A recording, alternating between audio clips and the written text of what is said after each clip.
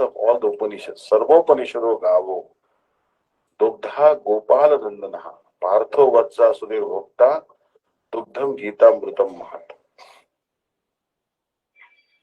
So, this Sarvopanishado gavo, all the Upanishads are compared to the cows, and Bhagavan Sri Krishna is the milker, and Arjun is the calf. So we are drinking that milk. And this is actually great news because today I was reading Param Gurudev's biography, and at one place when he was giving a class, he said that most of the religions, they don't believe that God has a form. They actually deal with formlessness. They actually they only deal with formlessness. But only in Hindu religion, Vedic culture, there is actually in understanding of the form. And Bible says God made man after his own image. Quran also says, in Allah mena kala surati. But they don't understand that God has form. But Srila Gurudev also was telling when he installed the deities in Raman Bihari Gaudiya Math, he said that Sakshi Gopal, one time Purushottam Jana, apparently, he was dishonored by the king of Vijayanagar, South Indian king. Purushottam Jana wanted to marry the daughter of the king of Vijayanagar province. But he said, oh, he is sweeping in front of Jagannath's chariot, so he's like ordinary sweeper. I don't want to give my daughter, who's a princess, to a sweeper.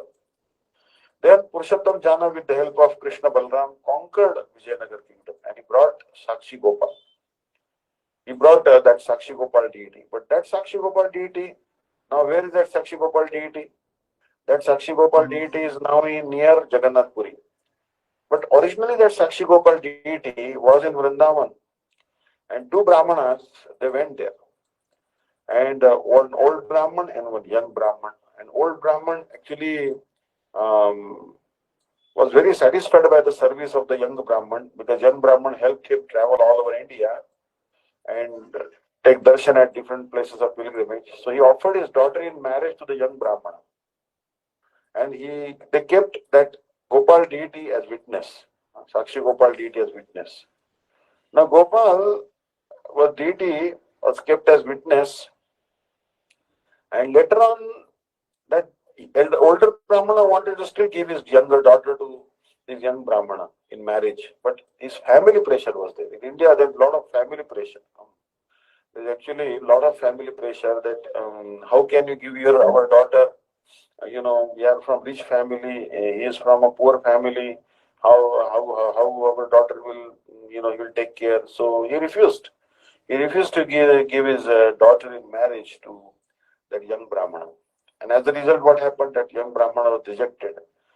Then there was actually a meeting was called. All villagers gathered together, and in the village panchayat means an assembly of respected persons. The matter was put, and actually,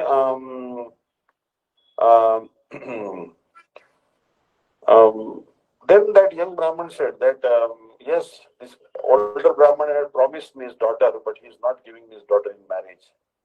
Then the villager said, was there any witness? Because what you say, is there any witness for what you are saying? He said, yes, he took the vow right in front of Sakshi Gopal. So therefore, then they said that you have to bring that witness. So he walked all the way to Vrindavan and he told Sakshi Gopal, you have to come with me. Gopal said, well, I will come with you, but I need some rice because it has a long walk. Second thing is, don't look back. Say, how will I know you are coming behind me? Oh, you can hear from my ankle bells, sound of my ankle bells. Then that young Brahman kept on walking. Every day he used to make a lot of rice and offer it to Thakurji to eat. And then in this way, they kept walking, and then Sakshi Gopal stopped at the border of his village. And then everyone came to see the deity, and deity told, yes, right in front of me, this particular old Brahman had promised the young Brahmana of giving his young daughter in marriage. So now he's going back on his words, but actually I am the witness. Then everyone was very happy, and all the Brahmanas were very impressed. They wanted to offer their sisters and daughters in marriage to the Brahmana, but the Brahmana said, no, I want to only marry this elderly Brahmana's daughter. And he married her, and So later on, Purushottam Jana, when he conquered the Vijayanagar kingdom, he brought that particular deity, many other things. He brought also the daughter of Vijayanagar and God married her also. And he brought Banda Ganesh and many other things he brought. But one was Sakshi Gopa. So how can we say that the deity has no form? If Bhagavan can walk, he can eat rice, he can give witness, he can dance, how can we say that Bhagavan has no form? So only religion in the world actually, Krishna consciousness, Sanatana Dharma, Hinduism, this talks about God having form. Other religions mostly impersonal in nature. So verse 30 says, now we are at chapter 2, verse number 30. Dehi nityam avadhyoyam dehe sarvasya bharata tasmat sarvani bhutani na tvam shochitumarhasi.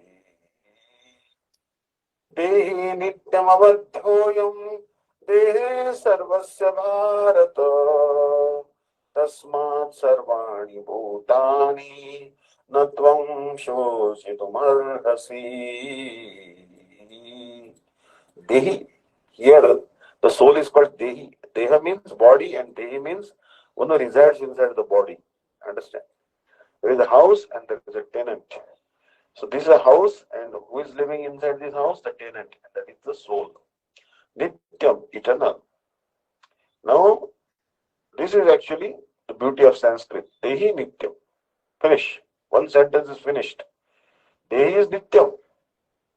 Dehi is permanent, eternal.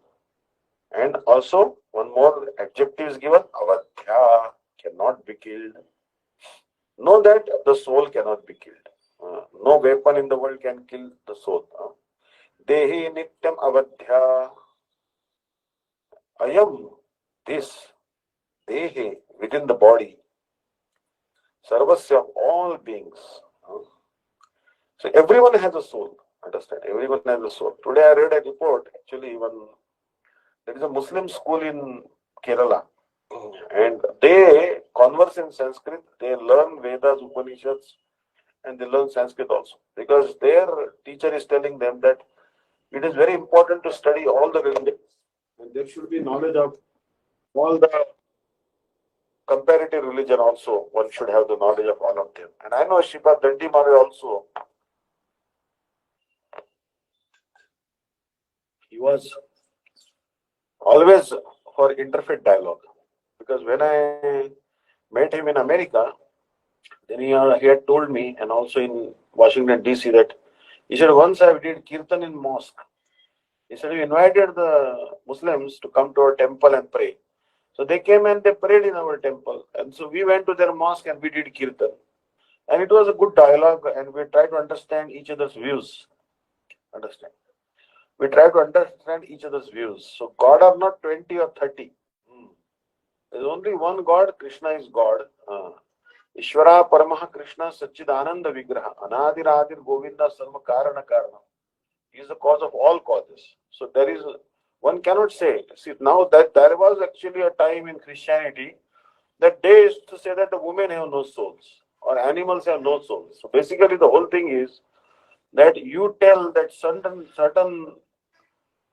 section of society or certain section of living entities don't have soul, and you can commit as many atrocities as you like on them.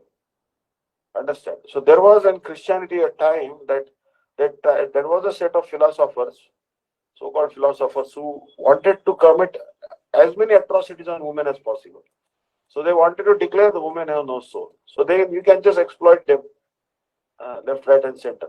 No one can actually stop them. So like that in now agitation going on in Iran. For they don't want to, the women don't want to put on that hijab, and then they are very much angry, women, and they're agitating, and so basically the woman will also. But in Vedic culture there is no hijab. In Vedic culture, a girl who's not married doesn't have to cover her head. Only after she gets married, she covers her head, but not all the time. Only when she's in the presence of a married woman, only when she's in the presence of her father-in-law or her brother-in-law, elder brother-in-law. she has to cover her head. But otherwise, she doesn't have to cover her head. And that too for her own protection, because the women are very beautiful, and even father-in-law and even elder brother-in-law may become attracted to her. So to stop that, she has to cover her head on the presence of the elders. But in presence of juniors or other women, no need to cover head for her. So you see that this is Vedic culture. Vedic culture is very lenient, and every woman is respected as manifestation of goddess of fortune. Generally, they don't offend women. They are very afraid of offending a woman in Vedic culture, because they believe that if woman is offended, Lakshmi will be displeased with them, and then they will become very poor. So generally, they never chastise women, never speak harsh words to them, never look down upon them, and always respect them. As manifestation of Lakshmi. Especially a married woman is highly respected. But every woman is in Vedic culture is respected. So Bharata. Bharata means actually, Bharata is actually word for Arjuna. No, Bha means Prabha. Yassa Prabha Prabhavati Jagadanda Koti Koti Shvashesha Vasudari Vibhuti Birnam Tad Brahma Nishkalam Anandam Ashesha Bhutam Govindam Adi Purusham Tamam Bhajami. The scientists, they think that there is only one sun. But a Vedic culture tells us that there is not just one sun. There are billions of universes in Brahma Jyoti, floating in Brahma Jyoti, and in every single universe there is a sun. And this is the smallest universe and has the smallest sun. And there are bigger universes with far bigger sun planets. So, Bha means light, and Rata means those who are progressing towards light. So, Srila Gurudev, in Deepavali festival also, you remember, Srila Gurudev's class, Tamasoma Jyotirgamaya Mrityorma Amritangamaya. Upanishads are telling us, Tamasoma Jyotirgamaya. My dear friends, don't loiter in darkness. Try to go to light. Don't go to the path of repeated death, repeated birth. Try to go to the path of liberation. So therefore, Bharata means one who is engaged in cultivation of knowledge. So that's why here Krishna is telling Arjuna that you are Bharata, you are descendant of Bharat, very chivalrous king. This Bharata, son of Dushyanta, apparently, when he was a small child, Shakuntala and Dushyanta, when he was a very small child, he used to count the teeth in the mouth of a lion cub. He had no fear. He used to just grab a lion also and just open your mouth and show me your teeth, and he used to count how many teeth are growing.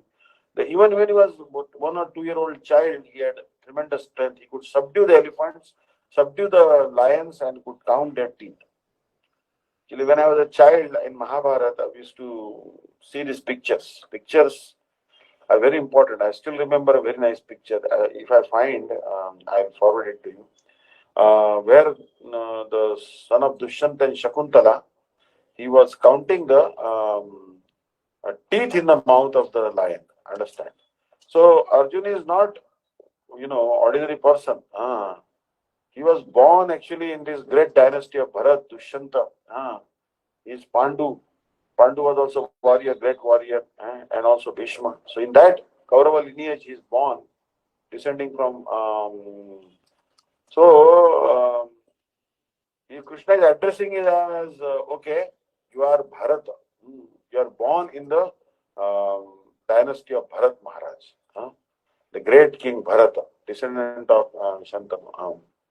So you'll see that that's why India is named after that Bharat Maharaj. Understand? That Bharat actually. So Bharat was the son of Shakuntala and Dushyanta. Dushyanta was the king of Hastinapur. Shakuntala had been found and raised by Karnava Rishi. Karnava Rishi.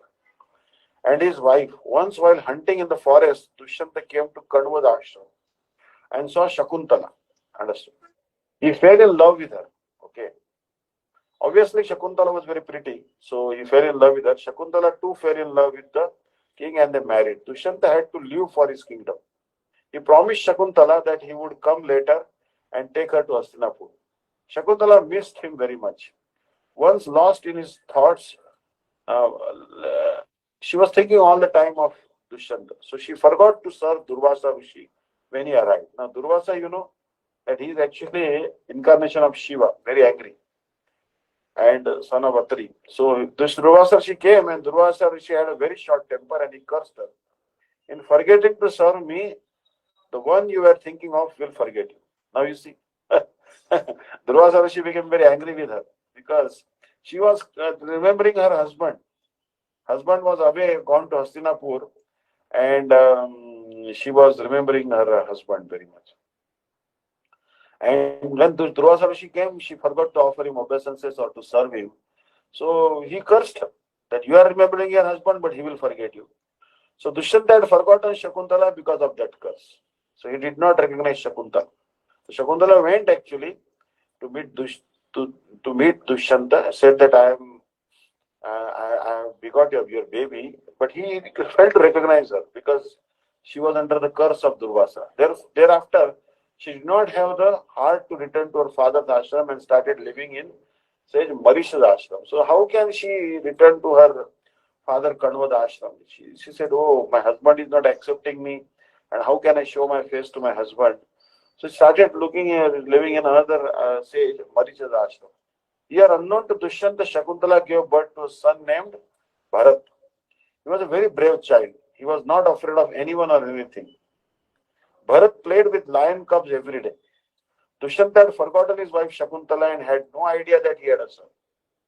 Once Dushyanta happened to pass by the ashram, the Marichada ashram, and he watched a little boy playing with a lion cub. The boy opened the lion's jaws by his hands and said, "O king of the jungle, open your mouth wide so I can count your teeth." Dushyanta was very astonished by the child's bravery. Later, Shakuntala came there and Dushyanta realized that Bharat was his son. He was overjoyed at this and hugged Bharat lovingly. Dushyanta took Shakuntala and Bharat along with him to Hastinapur. Later, Bharat grew into a great king. Our country's true name is Bharat, pronounced Bharata, named after him. Bharat is remembered by all for his bravery. So now this is the thing actually. So amazing actually, this amazing incidents actually. So I am forwarding the picture of this particular great king Bharat. For you can check in our WhatsApp group, Bharat. So actually there was actually Gita Press also had this picture, and this one I got from the Swaminarayan website. So not very clear, but you can get some idea. So here, Krishna, this Arjuna is called Bharata, descendant of Bharata. Tasmat, therefore, Sarvani. Sarvani means for all. Sarva is actually pronoun Sarva. Sarva, Sarva, Sarva, Sarva, Sarva, Sarve, Sarvani. All. Bhutani, Bhutani, all living beings. Bhutani. No, not. Tvam, you. Shochitum, grieve, arhasi, should. O Arjuna, the eternal soul who resides within the body of all living beings can never be slain. Therefore, it is not proper that you grieve for the soul. Now, actually, this is very important instruction because in India you see that and everywhere. Recently, there was a bridge on a river and then bridge collapsed. It was actually a very old bridge, 125-year-old in Gujarat. Our Prime Minister, Honorable Prime Minister Narendra Modi ji went there and to see how this accident happened, and so many people died in that. So obviously many people were grieving, but death is inevitable.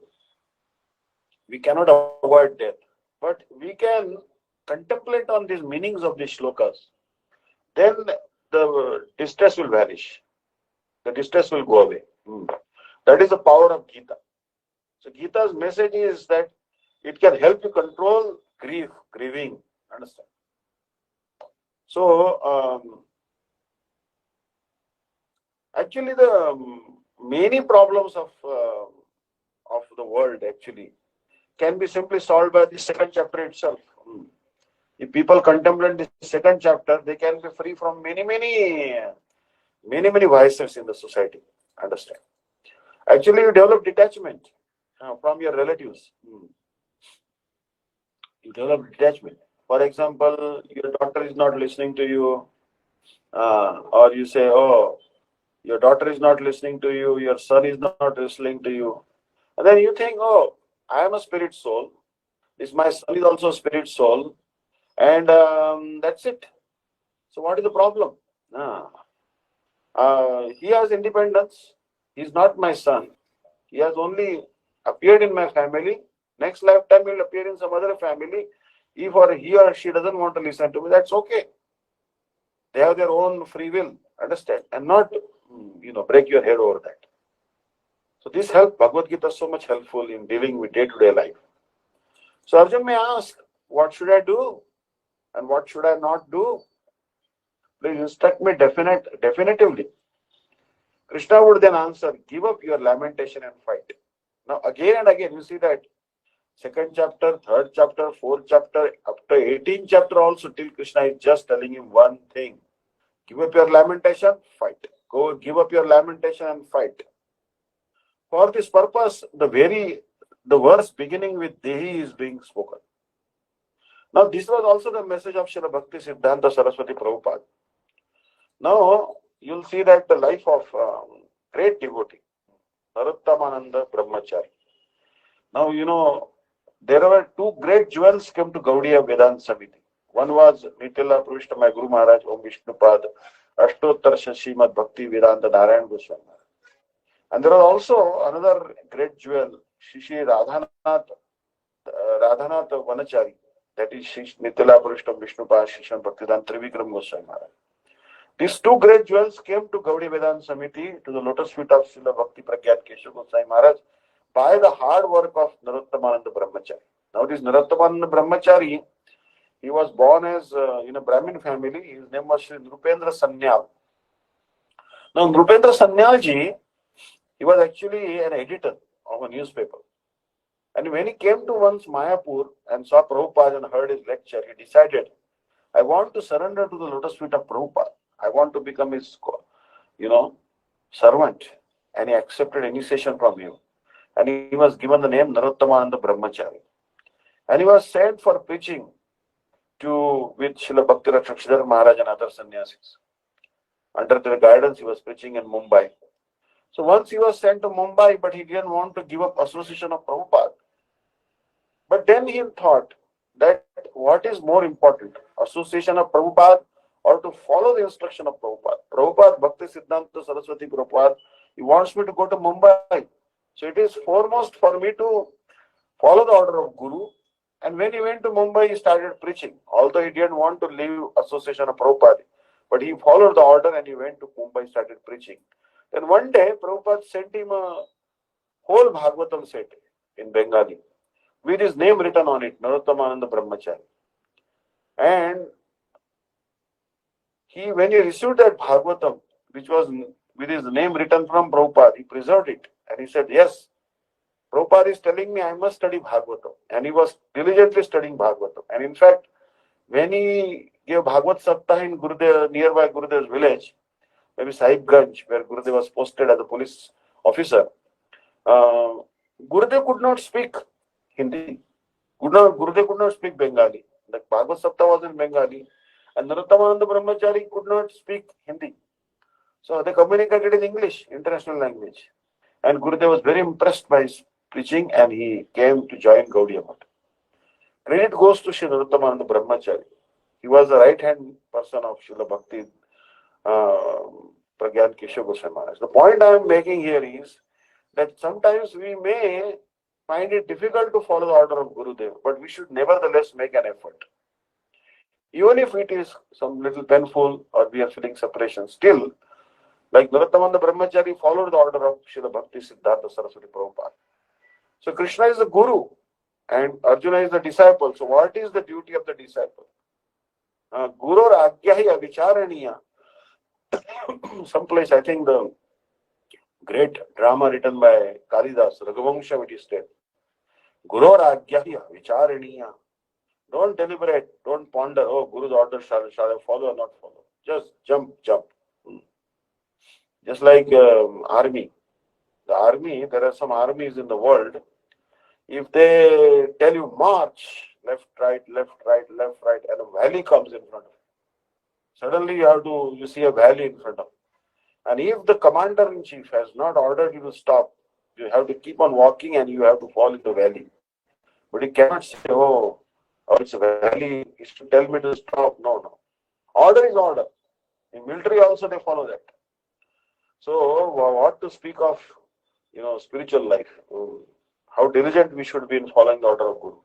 So for this purpose, the verse beginning with Day is spoken. So Krishna wants to encourage him that don't lament for the body of Bhishma and Karna and Krupacharya and Dronacharya. Don't lament.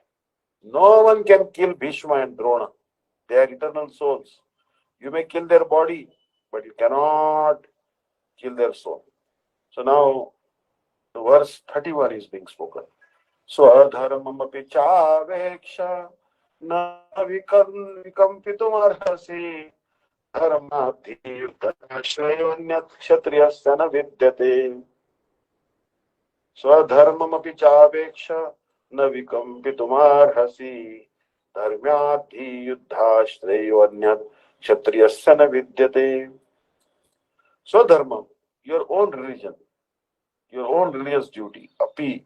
So here Krishna is telling him that this is your religious duty. But this is not to be confused with the modern day, rifle society and this and that.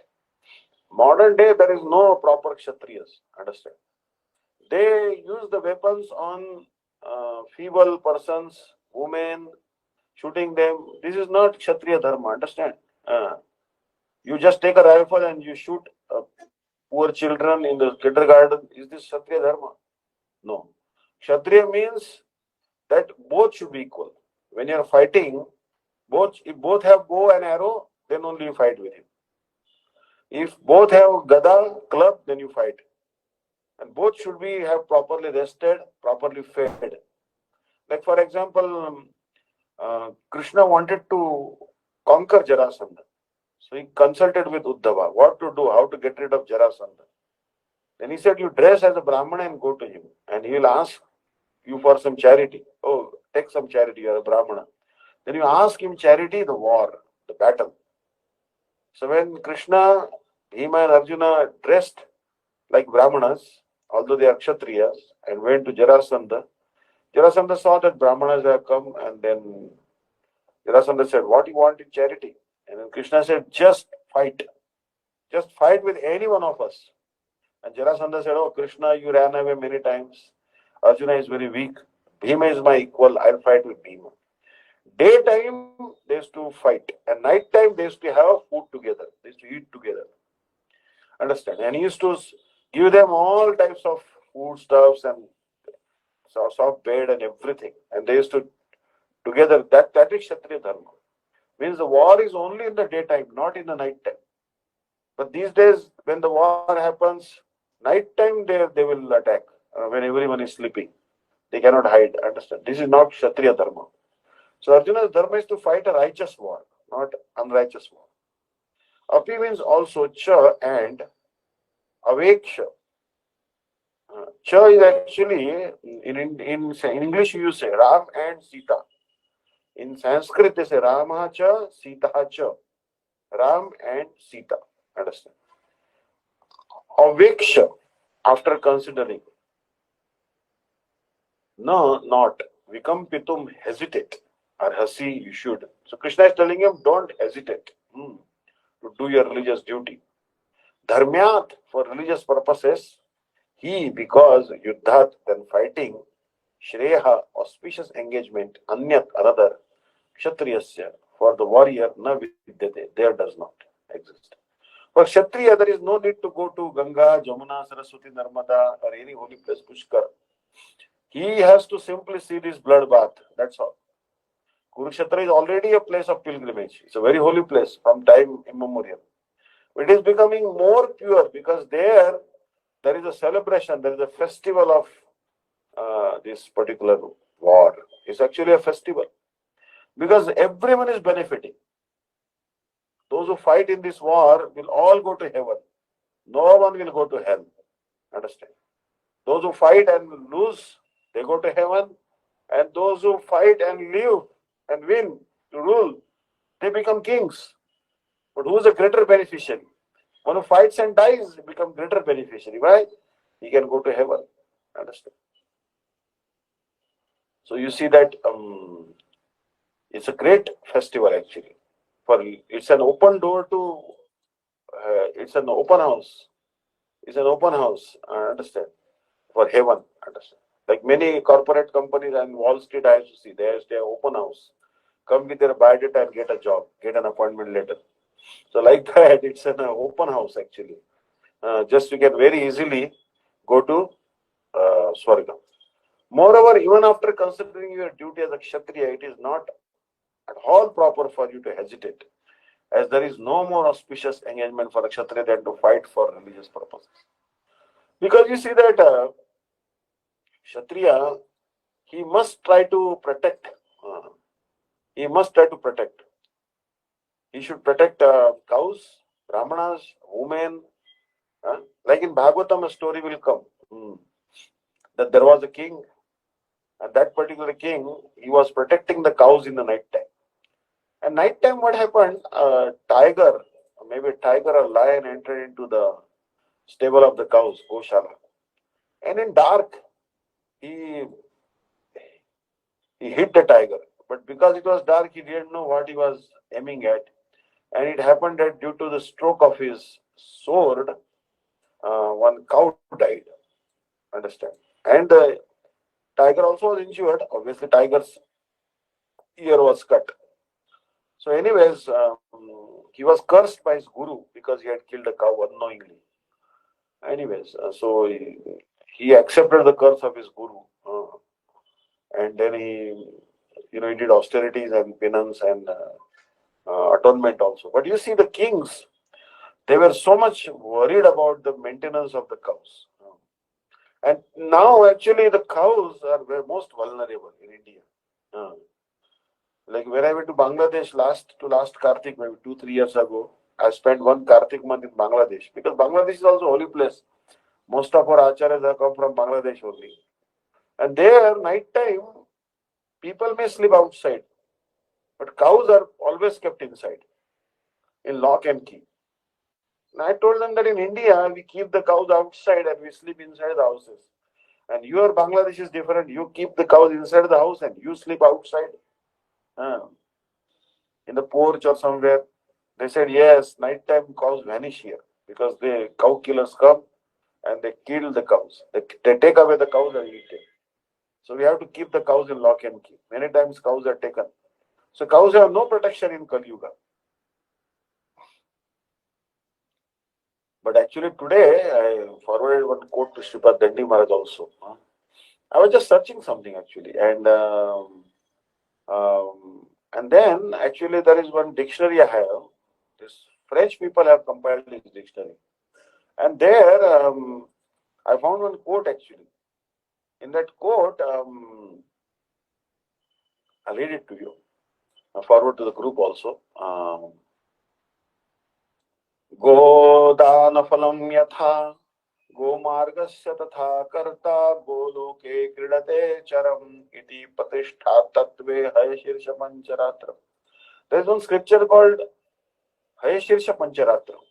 Now Hayashirsha means horse. Shirsha means head. Shirsha means head. So Hayashirsha means Hayavadana or Hayagriv incarnation of Bhagavan with a horse head incarnation. Now this particular Pancharatra, Pancha means 5 and Ratra means knowledge. There are 5 branches of knowledge.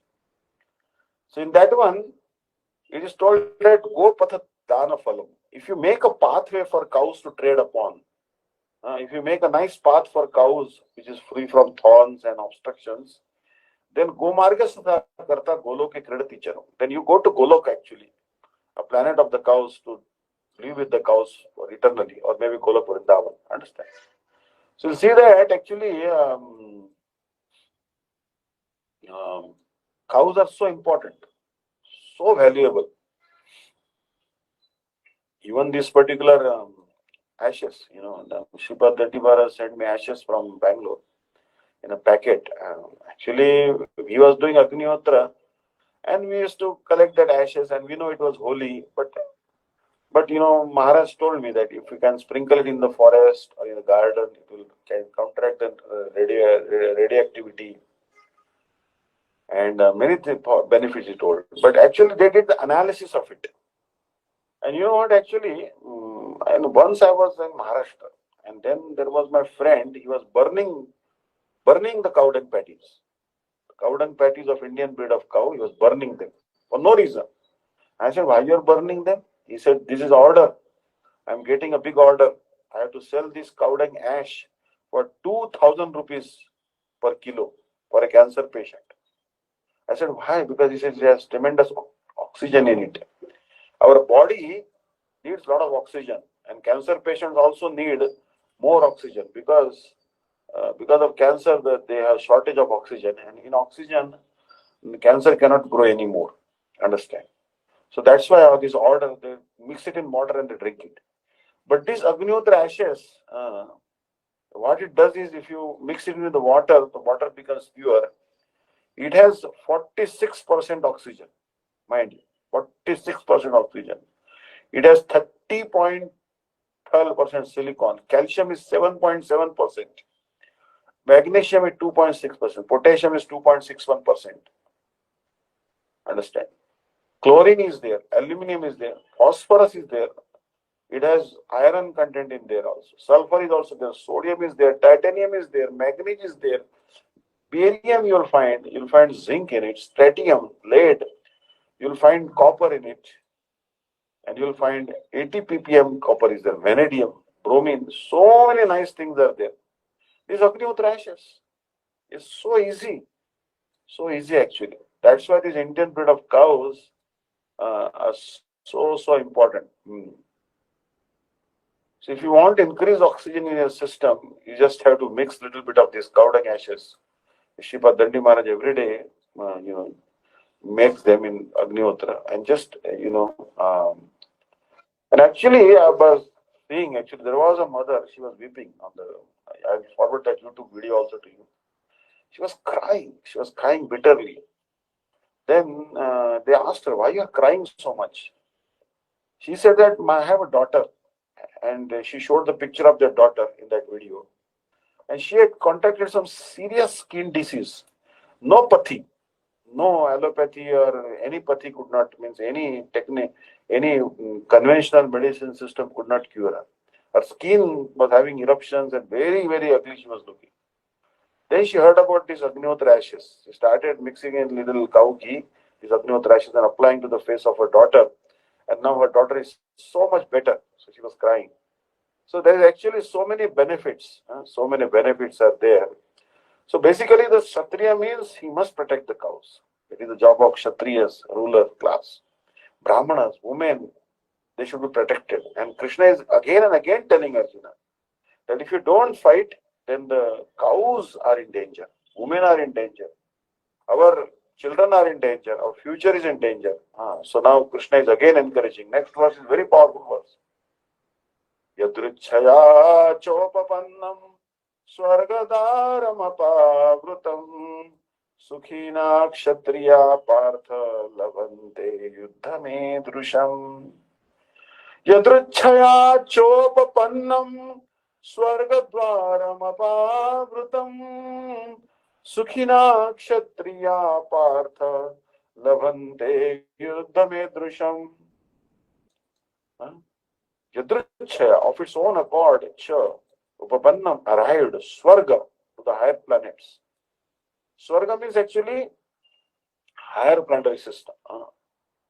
So we don't want to go to Swarga, but if you really, even if you are not qualified person, but if you fight a righteous war, you land in Swarga.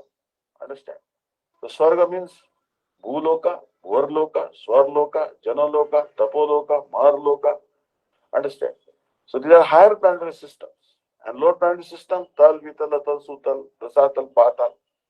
Understand? There are planetary systems like this. But there is so much happiness in the heavenly planet. You cannot believe how much happiness is there in the heavenly planets. Compared to that, happiness in America or any country, oh, it cannot be. So here is Yadruchaya, by its own accord, also Upamanyam arrived at Swarga, heavenly planet, Dwaram, door, Apavrutam, wide open. Sukhina, very happy. Kshatriya, the members of the royal order. Partha, O son of Putha, Lavante, to achieve Yuddham, war, Yadrusham like this. O Partha, happy are the Kshatriyas to whom such fighting opportunities come unsought, opening for them the doors of the heavenly planets. Gateway to heaven, actually. As supreme teacher of the world, Lord Krishna condemns the attitude of Arjuna, who said, I do not find any good in this fighting. It will cause perpetual habitation in hell. Now you see, this is called Maya, that which is not. 180 degrees opposite. Like many people, we tell them you chant Hare Krishna, and they say no. You chant. They say you can't. And we are telling that, my dear sir, even if you chant even once, you will not go to hell. Once, Sakurdapi Parikitam Shraddaya Helayava, Raghuvarandana Matram Taret Krishna. Even once you chant Hare Krishna, you will be delivered. You will not have to go to hell. You will be liberated. They don't want to do that. So here the fighting is good for Kshatriya. And it will take you to hell, take him to heaven. But what Arjuna is thinking? Oh, it will take me to hell. Understand? That's why you need a guru. Exactly. Pravrittimcha nivrittimcha janana vidura sura. Nashaucham napichaja nasatyam tishutam. What to do and what not to do, they don't understand people. That's why you need a guru to tell you what to do. So statements by Arjuna were due to ignorance only. He wanted to become non-violent in the discharge of his specific duty. So here, avidya. Bhakti-Vidanta Maharaj is telling that Arjuna was in avidya. Actually, he's not in avidya, but actually to help us understand Bhagavad-Gita, to help us receive this great scripture, Bhagavad-Gita, he accepted the role of being ignorant. Arjuna cannot be ignorant. Understand?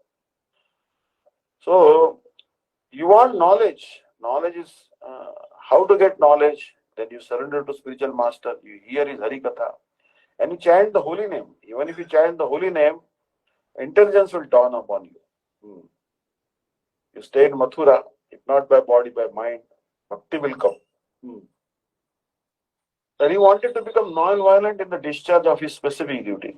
In recent modern times, the non-violence was practiced by Mahatma Gandhi.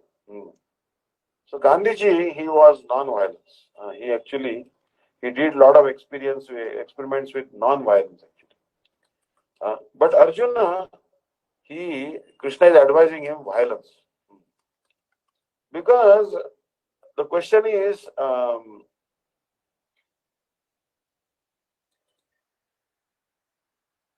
Atatai.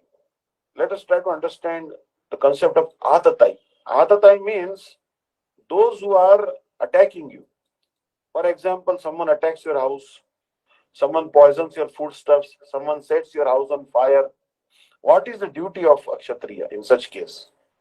Someone is harmful to the country.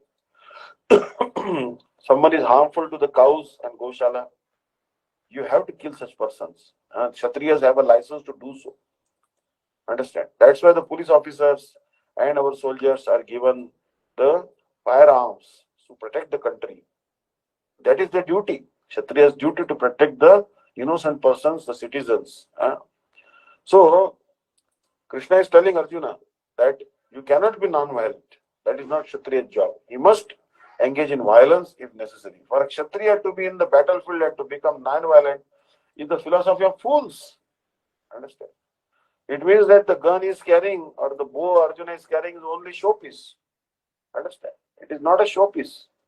It is meant for the protection of the society and especially for the protection of the righteous persons. So it is the duty of Arjuna to follow what Krishna is telling. In Parashar Smriti, or religious code made by Parashar, the great sage and father of Vyasadeva, it is said, Kshatriyo hi prajarakshan shastrapani pradandayan Nirjitya parisainyadi kshitim dharmena palayet. The Kshatriya's duty is to protect the citizens from all kinds of difficulties, and for that reason, he has to apply violence in suitable cases of law and for all law and order. Therefore, he has to conquer the soldiers of inimical kings, and thus, with religious principles, he should rule over the world. Suppose someone is like in Virat Parva, like Arjuna, he was in disguise. He actually was cursed by Urvashi to become eunuch, uh, means devoid of manhood for some time, for 1 year. So actually, Arjuna began to teach. He began to teach dance to Uttara, means the future wife of Abhimanyu. And Uttara became like his disciple in the art of dancing. Understand? And then what happened?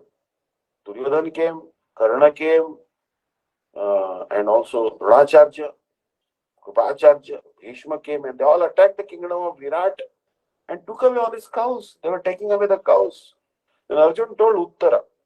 Uttara was the brother of Uttara and the son of Virat. And he said, come, come.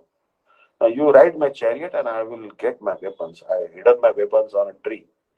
So he said, you have hidden your weapons, but you are a eunuch. You are just a dance teacher. He said, no, I am Arjuna. I am actually under the curse of this celestial dancer Urvashi. And let's go to that Shami tree. And they got their weapons and Arjuna fought, single-handedly defeated Bhishma, Dronacharya, Krupacharya, Karna. Everyone was defeated. Alone, so powerful was Arjuna. Understand? So powerful, Arjuna. So therefore, it is a duty of Arjuna. But Arjuna has now, out of his affection for his relatives, he has forgotten his power. Arjuna is not powerless. He is very powerful. But it happens, that some soft corner for his relatives. But now Krishna is trying to take out that particular excuse from his hand. No excuse. Fight. So considering all aspects, Arjuna had no reason to refrain from fighting. If he should conquer his enemies, he would enjoy the kingdom. And if he should die in the battle, he would be elevated to the heavenly planets whose doors were wide open to him. Fighting would be for his benefit in either case. For example, I think you know that story, right? Sripad Bhakti-Vidanta Maharaj tells that Narad Muni, once he saw a brahmachari and he told brahmachari, you may live or you may die.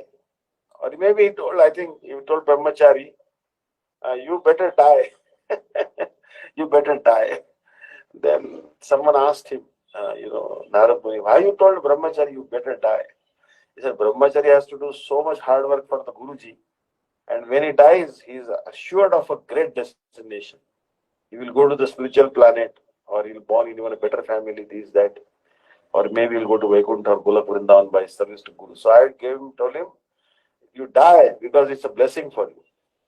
But when Narad Muni saw a butcher was engaging in killing animals, slaughtering innocent animals, he told him, don't die, don't die, you live a long life. My Narad Muni told to the butcher, because if butcher will die, he will be in perpetual hell for killing so many innocent animals. So you should live long, because otherwise as soon as you die, you'll be in hell. So like that. And if he sees any particular, or maybe he told a very sinful person like butcher that you don't die and don't live also. Something like this. Because if you live, you keep on committing sin. And if you die, you'll go to hell. So he's telling him, he's telling a sinful person, don't live and don't die. If you live, you'll commit atrocities on other innocent persons and animals. And if you die, you'll go to hell. So don't live and don't die. Something like that. So anyway, he may have told you live a long life, because king will also go to hell for so much enjoyment. Understand? So the point here is that Arjuna, he should fight. He must fight. He has no other choice. If he doesn't fight, who else will fight?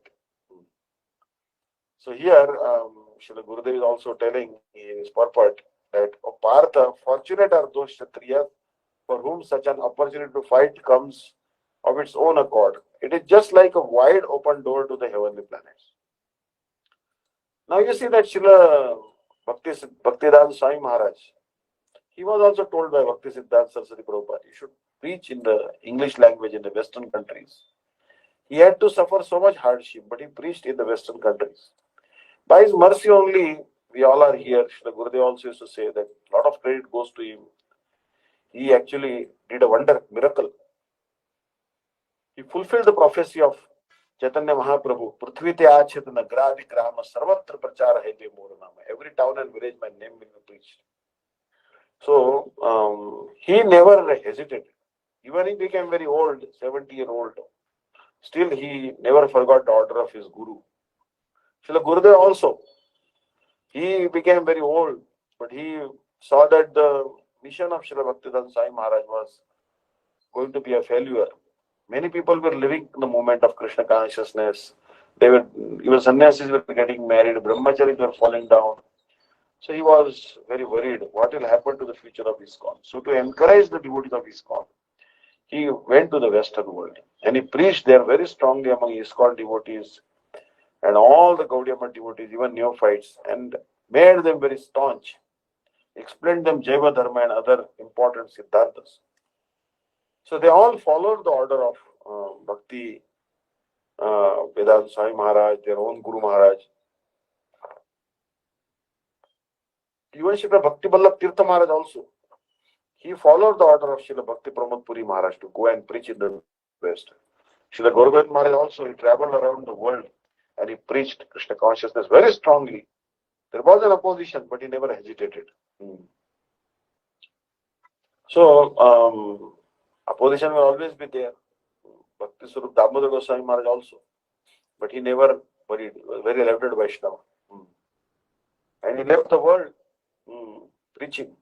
But Vaishnavas are always glorious. Even if in the mission of spreading Krishna consciousness, if they give up this body, still there is no loss for them.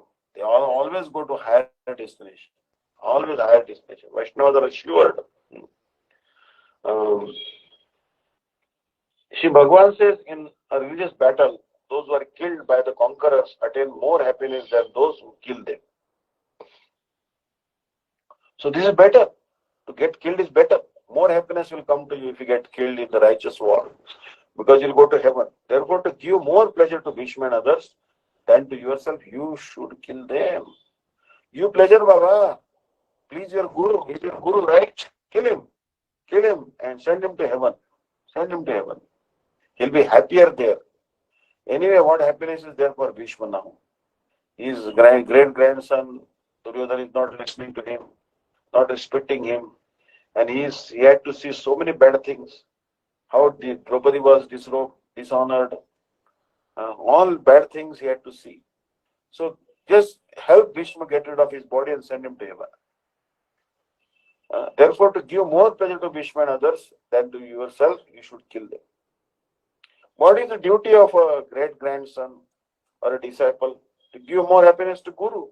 So your Guru, Dronacharya, and your great-grandfather Bhishma will get more happiness because they will go to heaven and enjoy it. So you kill them and send them to heaven. To support this statement, Shri Bhagavan is speaking the present verse. Beginning with the word Yadruchaya. Yadruchaya means to attain the heavenly planets without performing pious activities or karma yoga.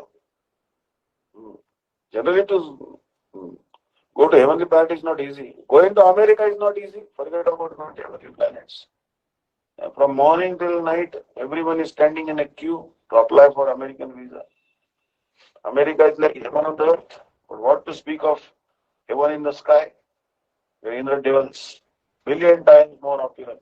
Understand? Traividyamam somapa putapapa yadne varishtra sargatim prarthayante te punyamasaatya surendra lokam ashnam pitivyanti vidivya bhogan. So, performing sacrifice, people elevate themselves to the heavenly planets. But you cannot stay in the heavenly planets forever. After your pious merit is exhausted, you are again sent back to the earth planet. After your visa to America is expired, you have to again go back to your country. Understand? So, It all depends on only past merit. But there is only one place in the spiritual sky, that is Vaikuntham, Golok Vrindavanam. Once you go there, you don't have to come back again. It's a place of no return. So apakrutam means uncovered or unveiled. In this case, it refers to the celestial kingdom, which is unveiled for the fortunate Kshatriyas who dies in battle. So it is generally very difficult to go to heaven. But in now this righteous war has begun. In Kurukshetra, all you have to do is take any side. You can side on the Pandavas, take side, or Kauravas side. Doesn't matter. Pandavas are righteous and Kauravas are unrighteous. But you take any side you like, because the Dharma Yuddha doesn't matter. And you fight. And the moment you die, boom, airplane will come and take you to heaven. No visa, passport ticket. Immediately you'll go to heaven. So Sarartha Varshini Prakashika Vritti. In the Gita 1.36, Arjuna asked, "Oh Madhava, what happiness will come from killing our friends and relatives?" In answer to this, Shri Bhagavan is instructing Arjuna that a Kshatriya's religious duty is to fight in the battle, which is an open door to the heavenly planet Swarga. If you win this battle, you will attain great fame and the pleasure of a kingdom. On the other hand, because this is a battle for justice, you will definitely attain Swarga. Even the aggressors and those fighting on the side of their religion will attain Swarga, if they are killed in this battle. Not that you are fighting on Pandava's side and who are righteous will go to heaven. Even if you take Kaurava's side, who are blatant, 100% who are irreligious and wrong, still you will go to heaven. That is the beauty of this Dharma Yuddha. The Smriti state, Ahaveshu mithonyam jigam santo mahikshita yuddhamanaha paran shaktya swargam yanti aparan mukha. When Kshatriya kings fight one another with great power in battle, without turning their backs, they will certainly enter the heavenly kingdom at death. So when you Kshatriya leaves the world, you have to just see where the bullets are, where the arrows are stuck. If the arrows are on the chest of the Kshatriya, he is a great glorious Kshatriya. Like Bhishma Pitama, all the arrows were stuck. It entered through his chest and pierced him completely. And he fell down on the ground and he was actually lying on the bed of arrows. He was the real Kshatriya. He had a glorious destination. Kshatriya should not flee from the battlefield. If you flee from the battlefield, then you will not get that heavenly planet. No, for sure. Arjuna, for example, now wants to retreat from the battle. So he will not go to heaven if he does so. But if he faces the battle, even if he loses, he will go to heaven. And if he wins, suddenly he will enjoy the huge kingdom of the entire world. So Shri Krishna is telling Arjuna, therefore it is not proper for you to become averse to the battle, which will be fought for the sake of justice. Nyaya. Anyaya and Nyaya. So the deity of justice, you'll see that in every court there is actually goddess of justice, the deity of justice. She has actually black strip on her eyes, and she's carrying a balance in the hand. And she says, "I'm equal to all. I will give justice." So you see the statue of justice in every particular court of law. But real justice actually, that Arjuna is asking for real justice. What justice? They tried to poison Bhima with his poison laddus, tried to kill Bhima. They tried to set the house. They made a house made of Akshar, like inflammable substance, and they put them up there so that they wanted to set up that house of inflammable material, black, and then wanted to kill Pandavas. But Pandavas survived that also. They tried to strip naked Draupadi, and there's so many things they did. They sent Durvasa when they were in the forest in Kamyavan. Said Durvasa will curse them if they cannot offering the proper hospitality. But even Krishna protected them that time. So, api chetumam dharmam sangramam na karishyasi tata swadharmam kirtim cha hitva papam avapsasi. Atha chet, on the other hand, atha. Atha has many meanings. Atha to Brahma Jigyasa. But atha or om, these are similar meaning. Atha.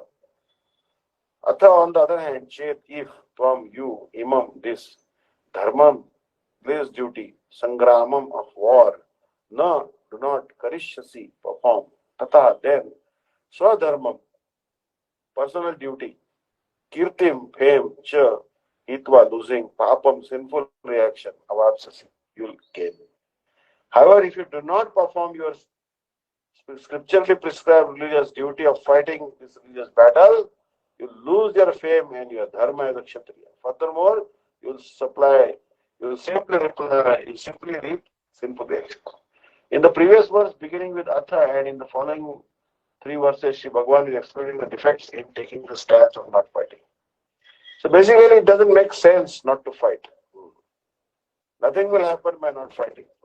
So Krishna is telling him that Arjuna was a famous fighter, and he attained fame by fighting many great demigods, including even Lord Shiva. After fighting and defeating Lord Shiva in the dress of a hunter, Arjuna pleased the Lord and received as a reward the weapon called Pashupatastra.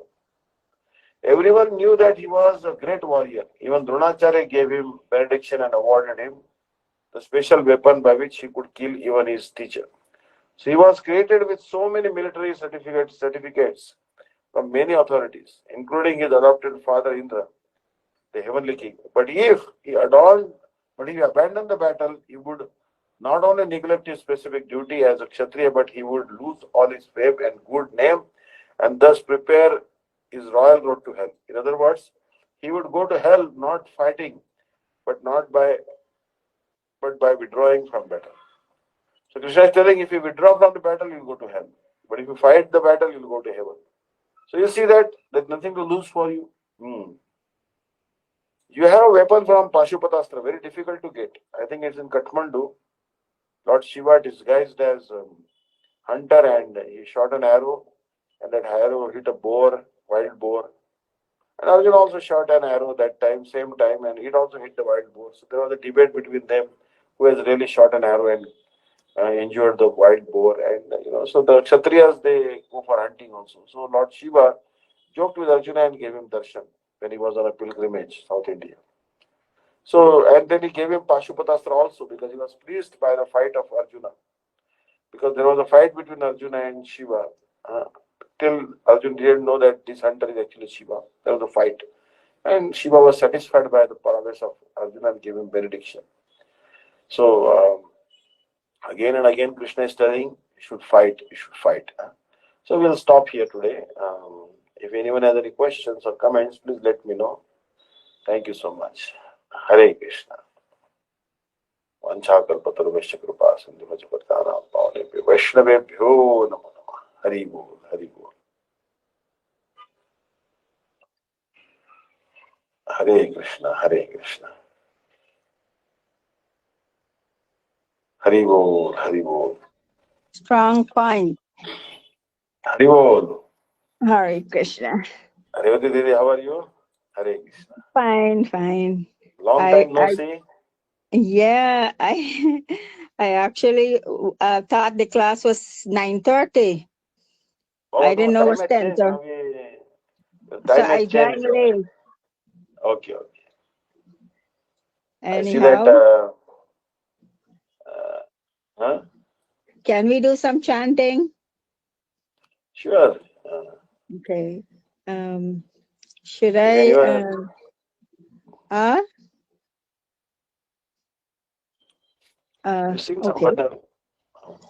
I can sing. Jai Radha Madhav, Jai Kunja Vihari,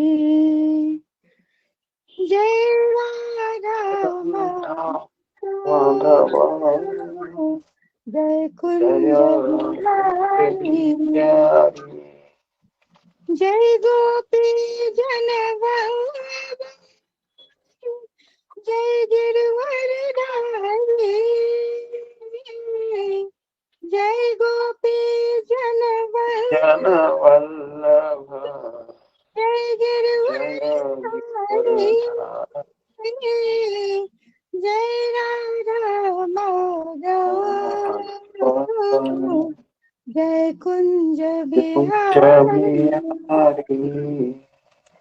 Yashodanandana Braja Janaranjana, Yashodanandana Braja Janaranjana, Yamuna Tirabhadachari. Sing. Yamuna Tirabhadachari, Jai Radha Madhava, Jai Kunja Bihari, Jai Radha Madhava, Jai Kunja Bihari. Hare Krishna, Hare Krishna, Krishna Krishna, Krishna Krishna, Hare Hare Hare, Hare Hare Rama, Rama, Hare Rama, Hare Rama, Rama Rama Rama, Rama, Hare Hare, Hare Hare Krishna, Hare Krishna, Krishna Krishna, Hare Hare, Hare Rama, Hare Rama, Rama, Rama. Hare Hare, Hare Dandavad Krishna. Pranam.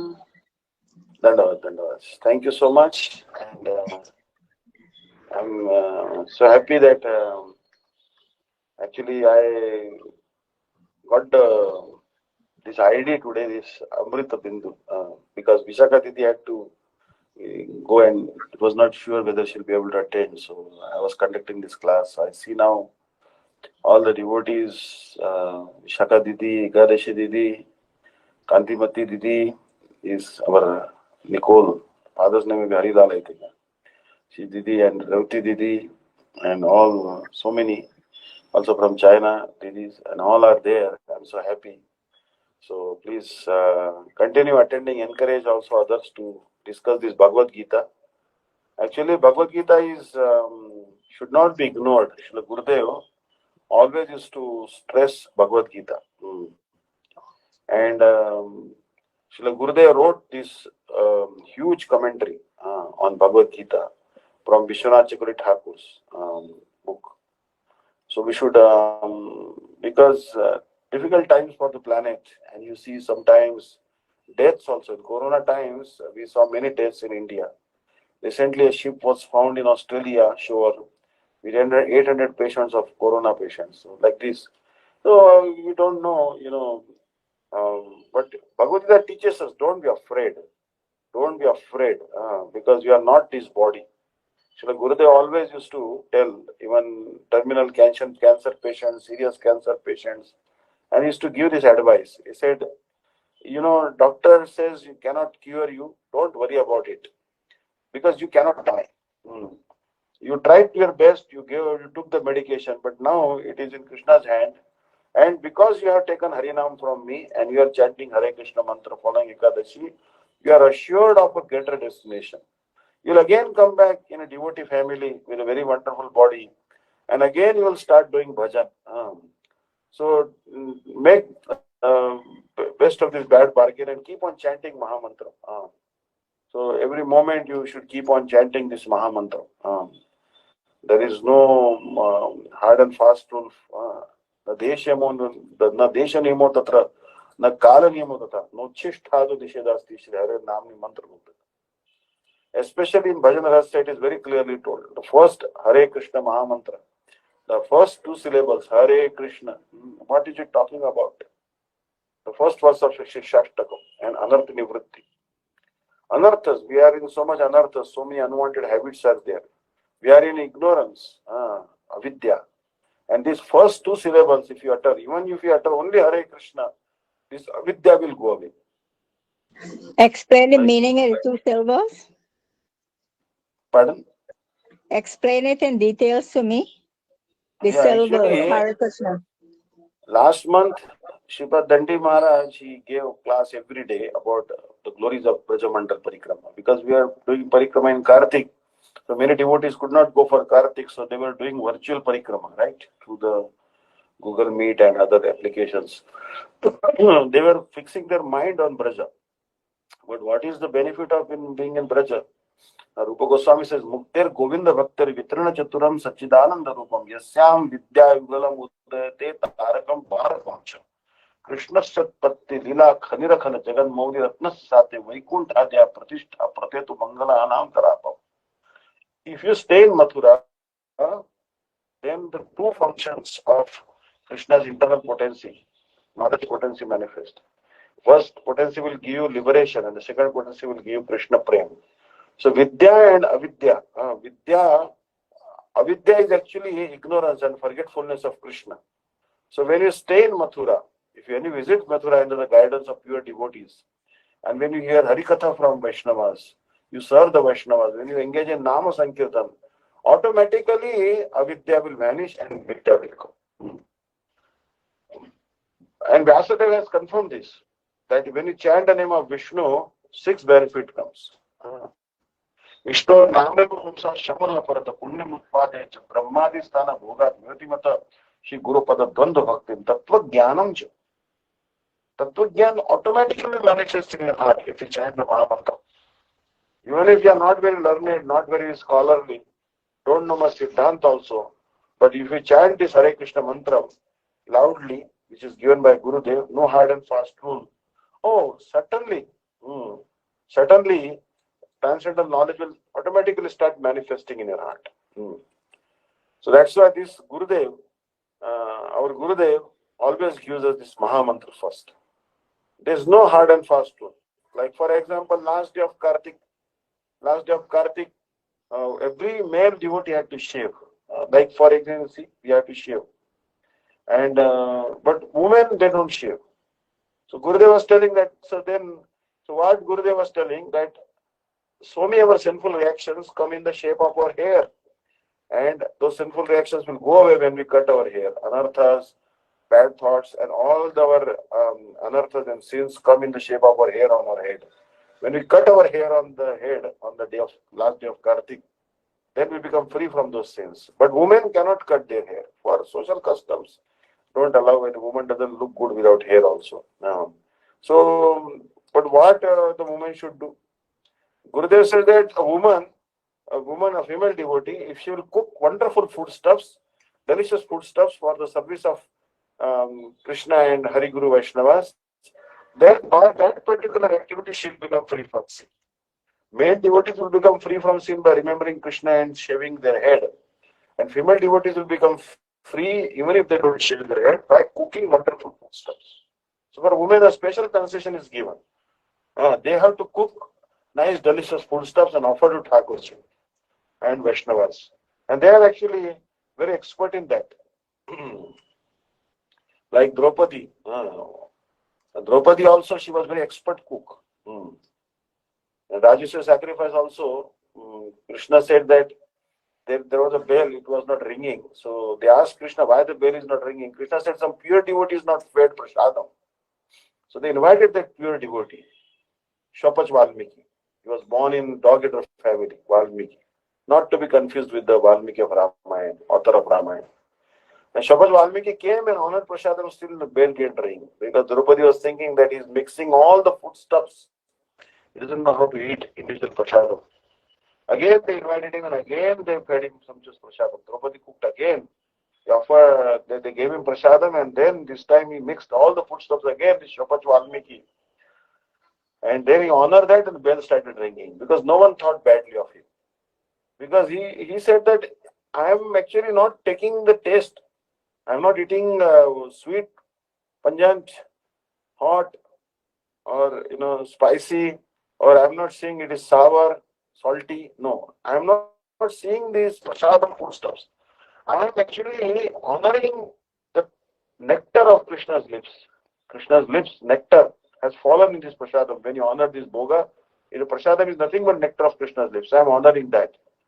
So you see that. One time, a very nice story I read actually, that there was a deity installation in Shri Bhakti Kamal Madhusan Goswami Maharaj Mutt. And Bhakti Kamal Madhusan Goswami Maharaj Mutt, actually, there was a deity installation. And Srila Bhakti Pramod Puri Goswami Maharaj was doing the deity installation. Now, Bhakti Pramod Puri Maharaj was a very expert Pujari, and also he was very expert in installing the deities. But he was also doing very elaborate deity installation. And everyone was waiting for deity installation to be completed and prasadam to be served. People had come from very far away. So they cooked the bhoga, but it would take long time for Srila Bhakti Pramod Puri Goswami Maharaj to complete the formalities, because there were too many formalities when you install the deities. Everyone was waiting for prasadam. So what then actually Srila Narottamananda Brahmachari, means Bhakti Kamal Madhusan Maharaj, called Bhakti-Vidanta Bharati Goswami Maharaj. He said, come here. He said, go to the kitchen.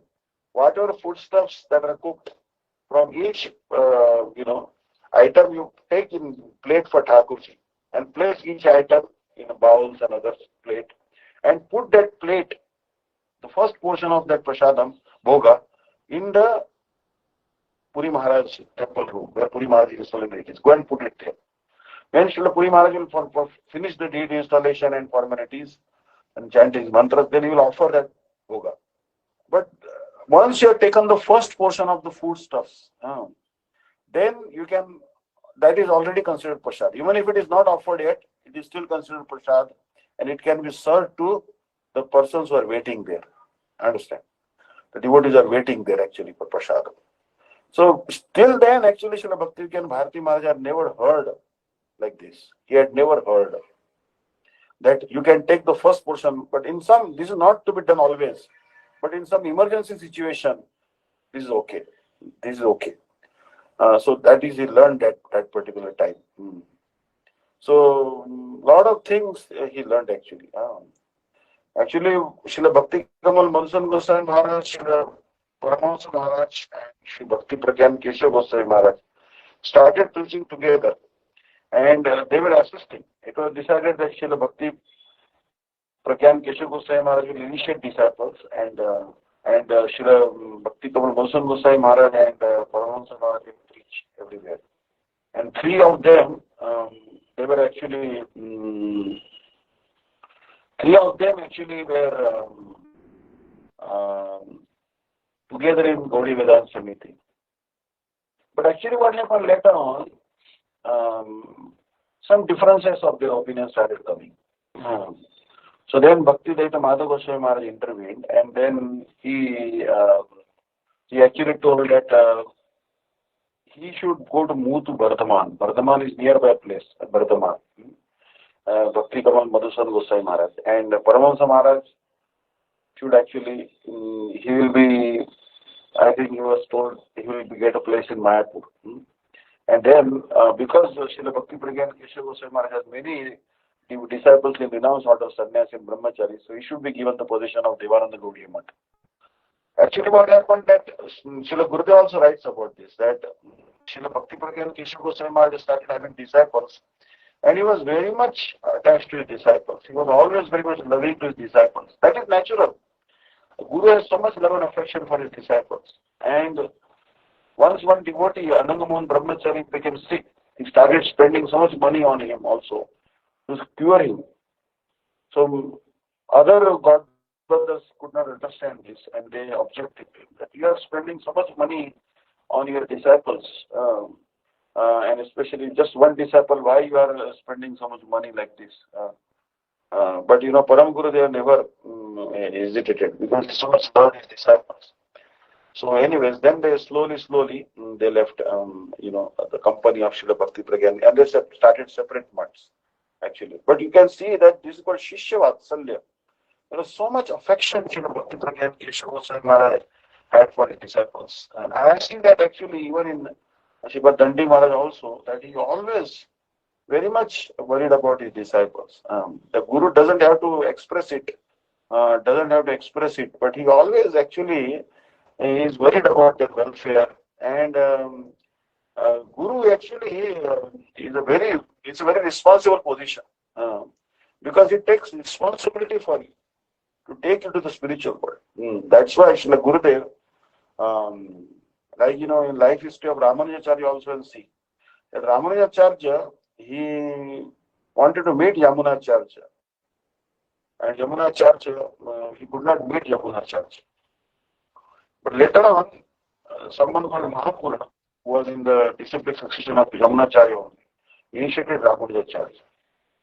And Ramanujacharya, he got initiated by Mahapurana. So you see, Ananta Shesh, his incarnation of Ananta Shesh, Balaram himself, Ramanujacharya, but he also had to accept Guru. So, very, very important to have a Guru and to serve him also. Because we are in Maya, that which is not. And how to get rid of this shackle of Maya? So the Gurudev says that as soon as we come in this is actually a prison of marriage. This is a prison of Maya. And we are put in the cell of this Maya. This big prison, we are put in this cell. And then actually, we have been given, that's like a prisoner is given like a camouflage, like uniform. So like we have been given this gross body made of earth, water, fire, air, ether. And then there is also 5 working senses, 5 knowledge acquiring senses. And we have been given this subtle body, mind, intelligence, false ego, and consciousness. And these 2 prison cells, we are locked up in these 2 prison cells. Now to get out of these 2 prison cells of the subtle body and gross body, very difficult. But Bhagavatam 11th canto talks about this verse. Actually, Gurudev also has spoken about this, that Bhayam Vityabhi Niveshitasya Isha Tapetasya Viparya Smriti Tanmayata Buddhava Jiptam Bhakte Kaisham Guru Daivata. Regarding Krishna and Guru to be equal and showing more affection even to the Guru more than Krishna, one should serve him very intimately, considering him to be very dear to Krishna. Not different from Krishna, means very dear to Krishna. We should render service to Gurudev and Krishna, but more to Guru. The service to Guru should get precedence. Like, for example, we'll give an example of Ananta Alvar. Ananta Alvar was told to look after the temple of Venkateswara Swami on the hill, Tirumala hill. No one wanted to stay in Tirumala because it was quite cold there on the hill. But Ananta Alvar said, "Oh, Shri Ramanujacharya, you are my Gurudev. You have told me to stay on the hills of Tirumala. I will serve you and I will follow your order." And he was serving, understand. But one day, Ramanujacharya himself had come. And then he was busy and he did not serve Venkateswara Swami, Krishna, that day. And instead he was engaged in the service of Ramanujacharya. So Krishna became angry with Ananta Alvar. What is this? Venkateswara Swami became angry. You are serving your Gurudev, not serving me. You get out of this place. Then Ananta Alvar also retorted, wait a minute. One tenant cannot kick out another tenant. You are also a tenant here and I am also a tenant. This place doesn't belong to you, Venkateswara Swami. This place previously belonged to Varahadev, fourth incarnation of Krishna. And Varahadev saw that you have no place, so he lent you this place. You are still paying rent to him. And I am also a tenant. My Gurudev ordered me. So how can you are a tenant, I am a tenant cannot kick out a tenant. So keep quiet. So anyways, Venkateswara Swami could not kick out Ananta Alvar. Because he was serving Gurudev, he was actually internally happy. He was only testing his Guru Nishtha. Understand? So when we serve Gurudev, Bhagavan becomes very happy. So Guru Daivata. In Hawaii also, Srila Gurudev gave this class on this verse. This verse actually, Narad Muni spoke to Vasudeva Maharaj, but actually he is quoting from a conversation between Nimi Maharaj and Navayogendras. These 9 liberated persons, the sons of Rishabdev. This verse comes, Bhayam Dvitya Viniveshitasyat. I will send to the group this verse and its translation. Please try to understand the meaning of this verse. Vayam dvitiya vinivishita syat ishat apetasya viparya smriti. It's a very loaded verse. Tan mayato buddha bhajetam bhakti gaisham gurudevatatma. It will be very beneficial for us to discuss this verse. The Gurudev is to give so much importance to this verse. Understand? So there are many teachings. There are many teachings in the lives of the Acharyas. We have to learn. Should not commit any offense to any Vaishnavas. Apparently, there may be some difference of opinions among the Vaishnavas, as you can see, but we should not. We should always give proper respect to all the Vaishnavas. We should always give them. For example, Srila Bhakti Maharaj writes this wonderful book that what happened that Srila Bhakti Kamal Madhusudan Goswami Maharaj, who brought our Gurudev to this mat, he took sannyas from Srila Bhakti Rakshak Goswami Maharaj. Now, when he took sannyas from Srila Bhakti Rakshak Goswami Maharaj, he was to give Jayadhvani. Now, he is a disciple of Srila Bhakti-Vidanta Prabhupada, right? The Shastra says that when you are giving Jayadhvani, you should only say Om Vishnupad Paramahamsa Parivrajak Acharya. This Om Vishnupad should be said only to a Diksha Guru, not to Shiksha Guru. Scripture says, means this is the scripture says like this. And generally this is understanding. Even your Shiksha Guru, you don't say Om Vishnupad. But you see that Bhakti Kamal Madhusudan Goswami Maharaj, when giving Jayadhvani, he not only said Om Vishnupad Paramahamsa Parivrajak Acharya Varya Shishimad Bhakti Siddhanta Saraswati Prabhupada ki jai, but he also said Om Vishnupad Paramahamsa Parivrajak Acharya Varya Bhakti Rakshak Goswami Maharaj ki. Now hearing this, Bhakti-Vidanta Bharati Maharaj was stunned. He said, how can he say Om Vishnupad to his sannyas guru? Then he actually answered the question, and his godbrother saw maybe, so he answered that, actually I don't see any difference between Srila Bhakti Rakshak Goswami Maharaj and Srila Bhakti Siddhanta Saraswati Prabhupada. They are on the same line, and Srila Bhakti Rakshak Maharaj is fulfilling the innermost desire of Prabhupada's heart and serving him so nicely. So because I see them as not different, I am saying them they are Om Vishnupad. Like this. So if I say Om Vishnupad Paramahamsa Parivrajak Acharya Varya Ashtottar Shishimad Bhakti-Vedanta Dandi Maharaj ki jai, no harm. Because he is also fulfilling the innermost desire of Srila Gurudev's heart. He is engaging in eagerly serving Thakurji, cows, publishing Srila Gurudev's books, inspiring people to follow Ekadashi and all over the world, preaching the mission of Srila Gurudev. So you can no harm. Even if I say Om Vishnupad Paramahamsa, it is correct. Like that, I also say Om Vishnupad Paramahamsa, Bhakti-Vedanta Trivikram Goswami Maharaj, Om Vishnupad, Shishimad Bhakti Vedanta Vaman Goswami Maharaj. Although they are not my Diksha Guru, but I see them as non-different.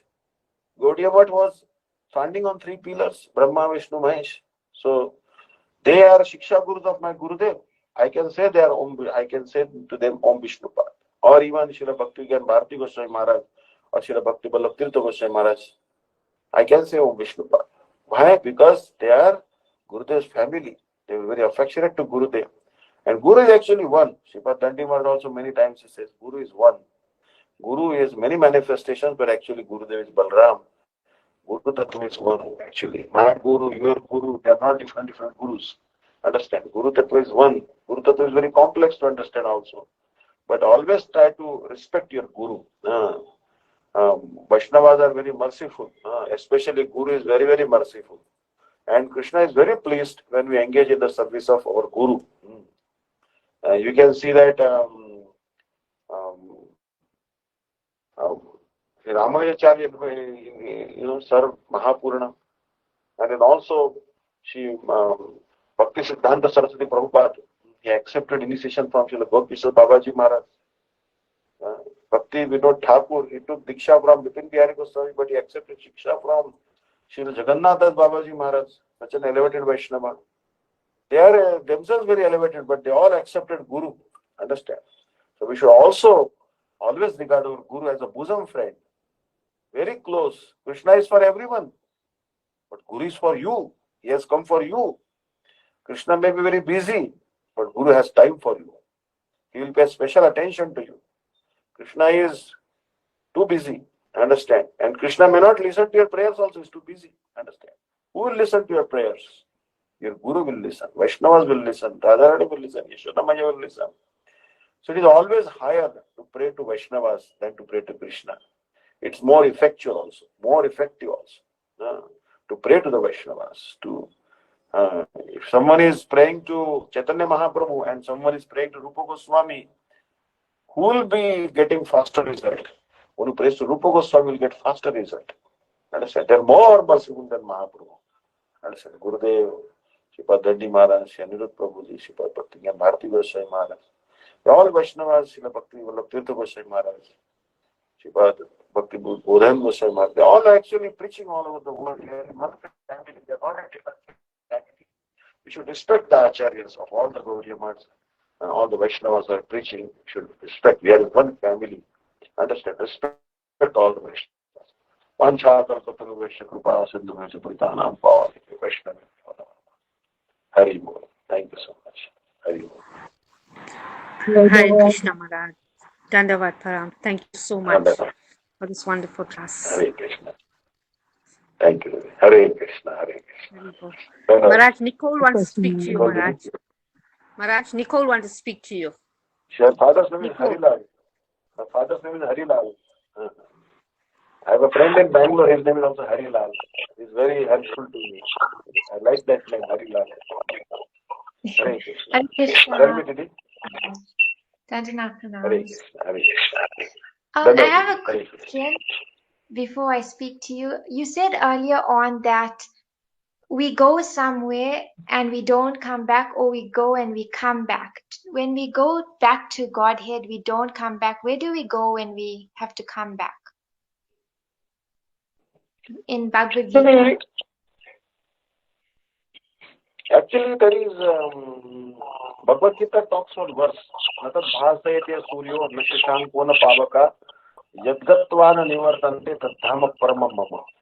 That there is one particular planet called Vaikuntha planet, which is beyond the line of demarcation. That line of demarcation is called the Viraja river, one river by the name Viraja. If you cross that river Viraja, you don't come back. And if you don't cross that river Viraja, then you will have to come back. So there are some material planets, and like Svargaloka, Janaloka, Tapoloka, Maharloka, or other cosmic eggs like other Brahmandas, which are ruled by different Brahmas. These are planets from where you have to come back. Means you are wandering in 8,400,000 species will not cease if you stay in this material world. But there is also a great place called Vaikuntha, and innumerable Vaikuntha planets beyond this river Viraja, where you go, then you never have to come back to this material world. You never have to enter into the womb of any material mother anymore. There is no torture, no suffering, hunger, thirst, lamentation. All these things are not there. So that place is called Vaikuntha. Vai means not, and Kuntha means anxiety. So that place is called Vaikuntha planet. There is a Bhagavad Gita group. I will forward to you one picture of the structure of the universe, and in very clearly depicts what planets the Viraja river and this line of demarcation. So the spiritual planets are situated very high up in the sky, and you cannot go there by any material means. Means if you by yoga and karma, jnana, knowledge, or any material science cannot take you there. For example, material science can take you to some other planets, say the moon planet or something. That's also doubtful. But for example, I can sit in a Airbus or some Boeing or some Dreamliner and go to America in 20 hours. But my material means you cannot go to Vaikuntha planet. There, if you want to go to Vaikuntha, you will have to serve Gurudev, follow Ekadashi, chant the Diksha mantras, and develop a relationship with Krishna through Guru. Then only you can go to Vaikuntha, or beyond Vaikuntha there are some even superior planets. So there is a process you have to follow. For example, one king asked a small child that how to see God. Then the child answered that, bring milk. And he brought 20 liters of milk. He said, is there ghee inside this milk? He said, there is no ghee inside this milk. I don't see any ghee. But then that child put acid culture. He put some curd inside that ghee, that milk, and milk turned into yogurt after some time because there was fermentation. And then what happened? Then after that, he actually churned that yogurt, made into butter, and then heat up that butter, and it became ghee. He said, first day when I showed you milk, you said there is no ghee inside this milk. But now I extracted about 2 kilos of ghee from this milk. So, God is everywhere. But in order to see God, you have to follow process. Andantarastha Paramanu Chayantarasa. Don't think that the God is not in your heart or my heart. Everywhere. Whether you are in Joburg or Durban, everywhere He is there. It is not that only He is in Vrindavan. In your heart is there, every moment He is with you. But we cannot see Him. Just like there is a yogurt, there is a ghee, clarified butter inside milk, you cannot see it. You have to follow a particular process. So like that, we have to follow Ado Guru Padashray, taking shelter of a Guru, qualified Guru. Second thing, then you have to take Diksha mantras from him. And then following four regulative principles, then you have to serve the Guru and follow Ekadashi. Then if you keep on chanting this Maha Mantram and your Diksha mantras, you are guaranteed to go to Golapurna. There is no doubt about it. This is assured that this is guaranteed by Chaitanya Mahaprabhu, Nityananda Prabhu, and all our acharyas. Sakrutucharitam yena hariniti aksharadvayam baddha parikarastena moksha hai gamanam prati. Now this particular verse says that if you utter the two syllables Hari, which form actually half of your father's name, Harilam. So these two syllables are so powerful that is your passport, visa, and ticket to Golapurna. Understand? Hari. That's why the whole thing is about Hari. Also, so many bhajans written about it in Marathi language, Bengali language, Hindi, Tamil, Telugu. Hari bolo, bhai re. Hari namani ache gauranga nitai re. Hari mukhe mana. Punyachi ganana kona kori. You simply say the two syllables, Hari, and you cannot count how much pious merit will accumulate in your bank account. So these powerful syllables, Hari, Ram and Krishna, this Hare Krishna mantra, very powerful. Even if we cannot say full Hare Krishna mantra, it's too long for you.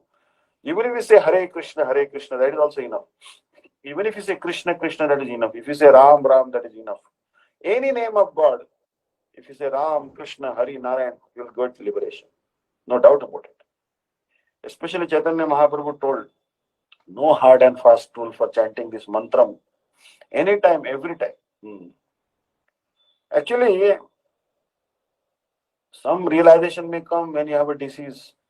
Suppose you go very close to disease, some incurable disease, and then you read some statements from the scriptures. Now what happens? We have a disease.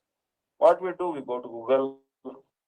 We try to Google that particular name of the disease and we find the cure. There's naturopathy. Well, they will tell you to fasting. There's homeopathy. They will tell you take this medicine of 30 concentration, 100 concentration, 200 concentration, drug company, skill company, caladium you take, this type medicine you take, or you take allopathy medicine, or you take Ayurvedic medicine, this kashai. But in Jaiva Dharma, which we are discussing also on Monday, it is very clearly told, Adayo Vyado Yasya Smaranat Nama Kirtanat. Tadaiva Vilayam Yantitam Anantam Namamyam. Adi means mental agony, mental disease. And Vyadi means physical ailment, physical disease. Both these type of ailments go away very quickly if you chant the name of Krishna. So this cure doesn't matter actually. Doesn't cost any money. Like there are many times insurance plans for different employees. So for example, Durban University employees may have some plan. For this insurance plan, health insurance plan, cashless card they are given. They can go to any hospital and get treatment. But suppose you have no insurance, no medical insurance, what will you do? Then even the poorest of the poor person, he has two hands and a mouth and a tongue in his mouth. He can vibrate Hare Krishna, Krishna Krishna, Hare Hare, Hare Ram, Ram Ram, Hare. That disease will go away. No doubt about it. Achyutananda Govinda Namoccharana Bheshajat Vinashyanti Sakala Roga Satyam Satyam Bravimite. The doctor of all doctors, Dhanvantari, the founder of the school of Ayurveda, Dhanvantari has told very clearly, who manifested from the churning of the milk ocean with a pot of nectar of immortality. Yes, sir, these three names, Achyut, Ananda, Govinda, can cure any disease. Have complete faith and chant the names of Krishna. Tam nirvyajam bhajagunathe pavanam pavananam shratta rachan matiratidaram uttama shloka maulim prudyananta karana kore antayan nama bhadum abhasopi kshapayati mahapataka dhantarashna. If the Son of the Holy Name will manifest in your heart, it will dissipate all the darkness of ignorance and it will stop your cycle of birth and death immediately. Even of Namabhas, what to speak of Shuddha Nam, even the semblance of the Holy Name is so powerful. It can give you liberation. So you are in a very right place. It's a very right place actually for discussing this Bhagavad-Gita. These classes are very beneficial. Understand? For everyone. Even I benefit, you also benefit, and everyone benefits. And Srila Gurudev is very pleased when we discuss from his teachings, from his books. Srila Gurudev said that I have written writing so many books, but study these books. Don't keep them in cold storage. Distribute these books and also read my books. And try to chant the holy name. Don't be lazy. Actually, Krishna name is very sweet, but it's now very bitter for us. Because we are affected by this disease of jaundice. Sat Krishna nama charitapi siddhapi vidya. Viddopataptara sanastana ruchikam. Chintavadarat anutinam khalusaiva jushta. Sadvi bhavati kramat tatgada bulan. If you have a liver disorder, then what happens? Due to liver disorder, the sweet candy will appear very bitter. But the cure for this liver disorder, this jaundice, is sugar candy. Keep on eating sugar candy, liver disorder will go away. So even if you have no taste for chanting, keep on chanting the holy name. One time, Lalita asked Radharani, "Hey Radharani, Krishna is gone to Mathura and still you are not forgetting him. Why you are not stopping to chant his holy name? Why you can't just forget him? He left you, now you also forget him." Then Radharani said, "No." Her reply was recorded. What Radharani said, "Lalita, I cannot stop chanting the holy name of Krishna, even in a separation, because Tunde Tandavini Ratim Vitanute Tundavali Labdhaye Karanakola Kadamini Ghatayate Karana Budebhya Spruha Cheto Angana Sangim Vijayate Sarvendriyanam Kuti No Jane Janita Kiyat Viramrudi Krishneti Varnatvi." When I hear these two syllables, Krishna, all my senses become powerless. I become motionless. My eyes, ears, nose forget their activities. I become stunned. How much nectar these two syllables are there. And when I chant this name Krishna, is when these two syllables dance on my tongue.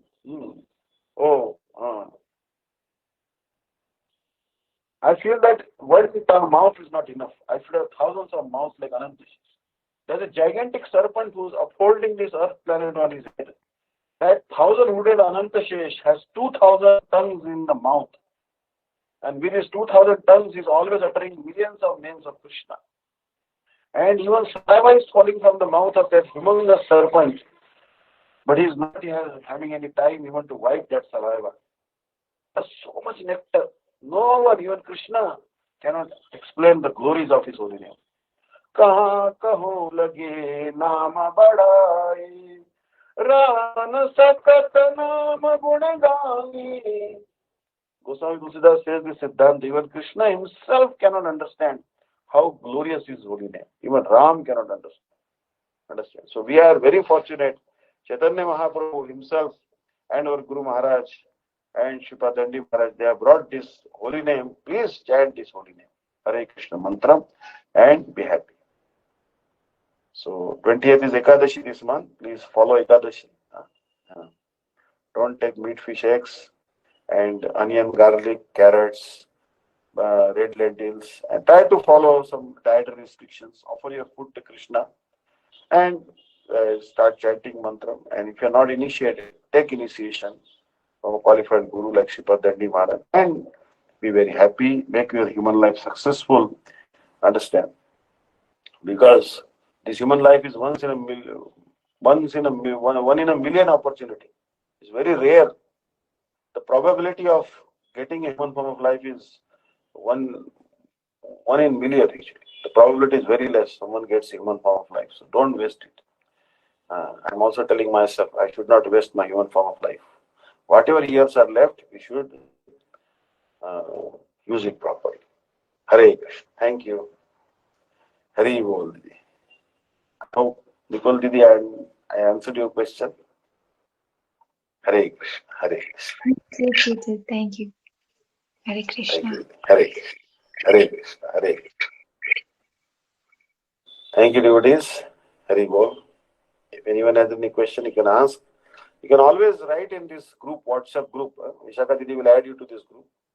So you can always write in this group any questions you have, and I will try to answer them in the next class. Okay. So I'll now give Jayadwani. जय श्री श्री गुरु गौरांग गांधर्विका गिरिधारी श्री श्री राधा विनोद बिहारी जी की जय। जय नितला पृष्ठजत गुरु श्री श्रीमद भक्तिदांत नारायण गोस्वामी महाराज गुरुदेव की जय। जय नितला पृष्ठम विष्णुपाद श्री श्रीमद भक्तिदांत वामन गोस्वामी महाराज की जय।